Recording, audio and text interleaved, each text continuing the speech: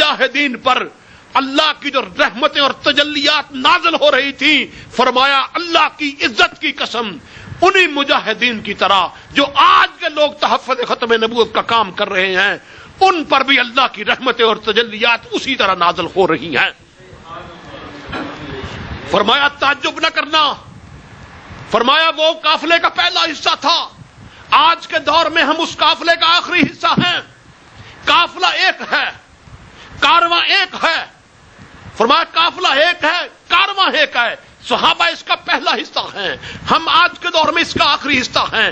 لوگ آتے جائیں گے، قافلہ بڑھتا جائے گا، اور انشاءاللہ کل قیامت کے دن بغیر حساب کتاب کے یہ پورے کا پورا قافلہ صدیق اکبر کی قیادت میں جنت میں داخل ہوگا۔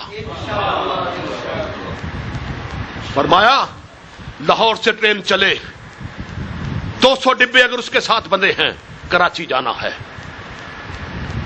فرمایا جہاں انجن کراچی پہنچے گا، وہاں آخری ڈبہ بھی کراچی پہنچے گا، وہاں آخری ڈبہ بھی کراچی پہنچے گا۔ فرمایا ہم آخری ڈبہ صحیح، لیکن صدیق اکبر جیسے انجن سے اٹیچ ہیں، اس کے ساتھ جڑے ہوئے ہیں، جہاں انجن پہنچے گا وہیں ہم پہنچیں گے۔ اور حضرت لاہوری رحمت اللہ علیہ کا کشف بھی بیان کرتا جاؤں، میں نے اپنی کتاب میں اس میں رقم کیا۔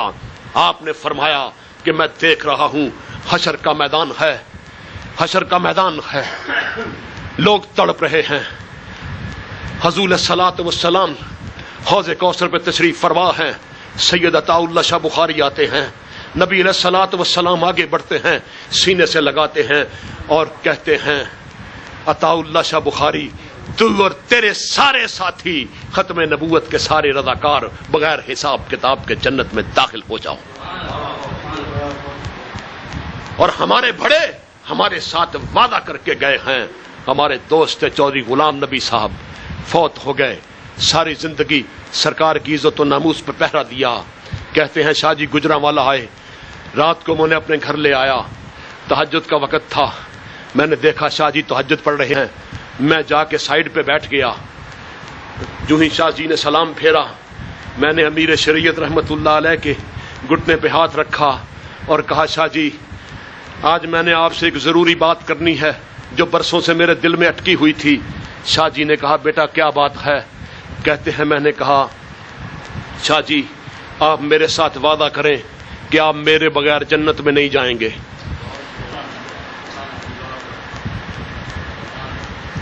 کہتے ہیں شاہ جی نے انکساری سے کام لیتے ہوئے کہا بیٹا اگر اللہ نے اپنے فضل سے مجھے جنت عطا کی، حضور صلی اللہ علیہ وسلم کی نظر رحمت سے مجھے جنت عطا ہوئی، تو بیٹا غلام نبی میری یہ بات سن لے، تو اکیلا میرا بیٹا غلام نبی نہیں، مجھے رب محمد کی قسم عطا اللہ شاہ بخاری اس وقت تک جنت میں نہیں جائے گا جب تک ختم نبوت کے ایک ایک رضاکار کو اپنے ساتھ نہیں لے کے جائے گا۔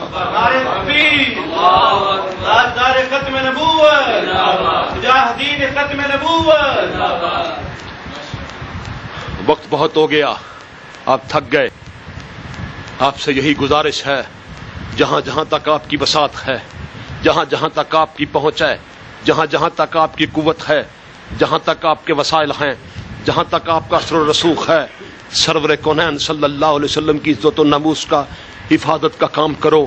اگر نہیں کریں گے تو خدا کی قسم مٹا دیے جائیں گے، ختم ہو جائیں گے، یہ دنیا بھی برباد ہو جائے گی اور آخرت بھی برباد ہو جائے گی۔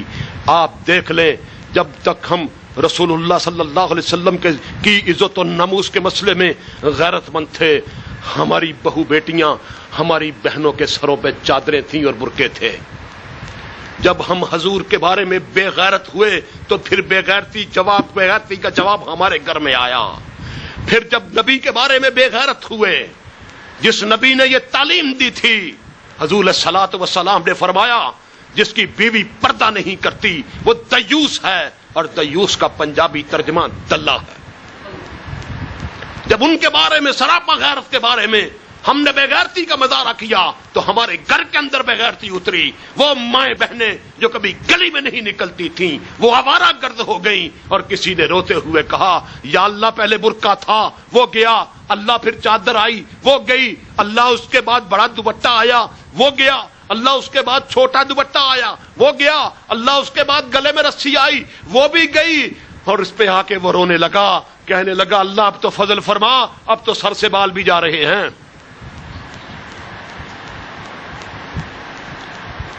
جب بے غیرت ہوئے تو پھر بے غیرتی گھر کے اندر اتری، اور آپ نے کبھی سنا تھا اور مسلمان کی لڑکی گھر سے بھاگ جائے؟ آج پڑے محلے محلے کے اندر وارداتیں ہو رہی ہیں، بیٹی باپ کا منہ کالا کر کے گھر سے بھاگ رہی ہے، بوائے فرینڈ کا رشتہ یورپ یہاں پہ لے آیا ہے، کورٹوں نے تسلیم کر لیا کہ لڑکی نے لڑکی کے ساتھ شادی کی، یہ بے غیرتی اتر آئی۔ یہ اس لیے آئی کہ جب تک رسول اللہ کے بارے میں غیرت مند تھے، ہر چیز کے بارے میں غیرت مند تھے، اللہ نے غیرت عطا کر رکھی تھی۔ جب آپ نے کبھی سنا کہ مسلمان کی لڑکی گھر سے بھاگ جائے، کورٹ میرج کر لے؟ کیا کیا سلسلے ہیں یہاں پر؟ تو وقت بہت ہو گیا، آپ سے یہی التماس ہے کسی قسم کا لٹریچر دینا ہو۔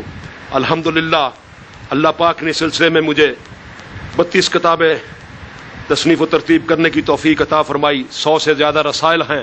جس قسم کا میٹیریل آپ کو چاہیے وہ ہم آپ کو فری پرووائڈ کریں گے۔ لٹریچر میں ساتھ لے کے آیا ہوں، نسیم صاحب سے آپ حاصل کر سکتے ہیں، اس کو اپنی زندگی کا مقصد بنائیے۔ یہ ہمارا شناختی کارڈ ہے، یہ ہماری پہچان ہے۔ ایک بات ذہن میں آ گئی، حضور صلی اللہ علیہ وسلم کے شناختی کارڈ کے حوالے سے، حضور صلی اللہ علیہ وسلم کے ایک صحابی جن کا نام حضرت سفینہ رضی اللہ تعالیٰ عنہ ہے، دریا کے کشتی جا رہی ہے، بمر آتا ہے، کشتی ٹوٹ جاتی ہے، وہ ایک پھٹے کو ساتھ لگ کے کنارے پہ اترتے ہیں دریا کے، ادھر کنارے سے اترتے ہیں تو دیکھتے ہیں، باہر نکلتے ہیں تو سامنے ایک شیر کھڑا ہے، درندہ شیر کھڑا ہے، شیر ان کی طرف بڑھتا ہے۔ حضرت سفینہ رضی اللہ تعالیٰ عنہ سے اپنا شناختی کارڈ پیش کرتے ہیں۔ وہ شناختی کارڈ کیا تھا؟ کہا ہے شیر ہوش کرنا، میں محمد عربی صلی اللہ علیہ وسلم کا غلام ہوں۔ جنگل کے بادشاہ نے دم ہلانی شروع کر دی، راستہ بتانے کے لیے آگے آگے چل پڑا، اور باہر قصبے تک چھوڑ کے واپس آیا۔ جب ان کے غلام تھے تو اس صحابی نے للکار کے کہا تھا، اے جنگل کے درندوں، اے سانپوں، اے زہریلے جانوروں، ہم محمد عربی صلی اللہ علیہ وسلم کے غلام یہاں پر شہر بسانا چاہتے ہیں، یہ جگہ خالی کر کے نکل جاؤ۔ پھر لوگوں کی آنکھوں نے دیکھا کہ سانپوں نے اپنے بچے منہ میں پکڑے ہوئے تھے، شیروں نے اپنے بچے منہ میں پکڑے ہوئے تھے، سب بھاگ رہے تھے، سب دوڑ رہے تھے، جگہ خالی کر گئی۔ جب ان کے غلام تھے تو شناختی کارڈ دکھایا تو دجلہ دریائے دجلہ میں ایک سپاہی کا پیالہ رہ گیا۔ سالار نے پوچھا کسی کی کوئی چیز گم تو نہیں ہوئی؟ ایک سپاہی نے کہا میرا پیالہ رہ گیا۔ سپاہ سالار نے دریائے دجلہ کو حکم دیا، اے دریائے دجلہ میں تجھے حکم دیتا ہوں میرے سپاہی کا پیالہ واپس کر۔ لہر آئی، پیالہ واپس آ گیا۔ جب ان کے غلام تھے تو یہ صورتحال تھی کہ سیدنا عمر فاروق رضی اللہ تعالیٰ عنہ کے عہد میں زلزلہ آتا ہے، زمین کانپتی ہے، عمر فاروق زمین سے اپنا کوڑا اٹھا کے زمین کی پشت پہ زور سے مارتے ہیں، فرماتے ہیں کانپتی کیوں ہے؟ کیا عمر نے تجھ پر انصاف نہیں کیا؟ جب ان کے غلام تھے تو یہ زمین بھی ہماری غلام تھی، سب کچھ ہمارا غلام تھا۔ آج غلامی کا ناطا ٹوٹ گیا، آج ذلیل و خوار ہیں۔ وما علینا الا البلاغ المبین۔ اگر کسی کا کوئی سوال ہو تو میں حاضر ہوں۔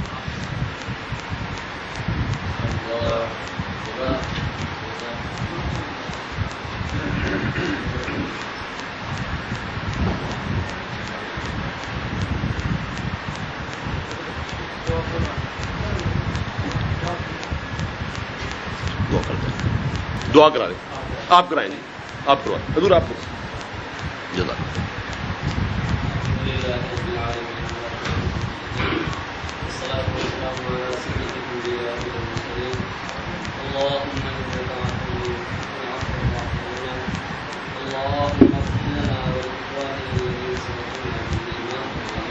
اللهم اعز الاسلام والمسلمين، اللهم اعز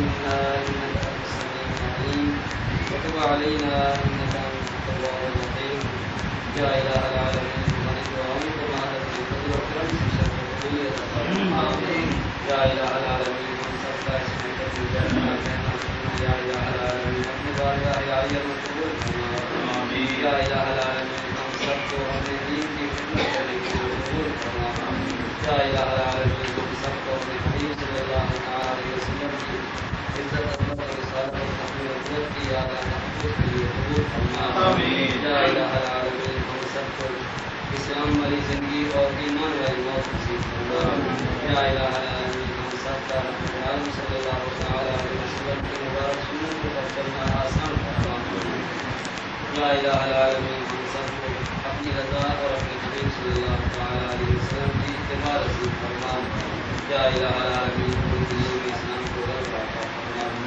ربنا تقبل منا انك انت السميع العليم وتب علينا انك انت التواب الرحيم وصلى الله تعالى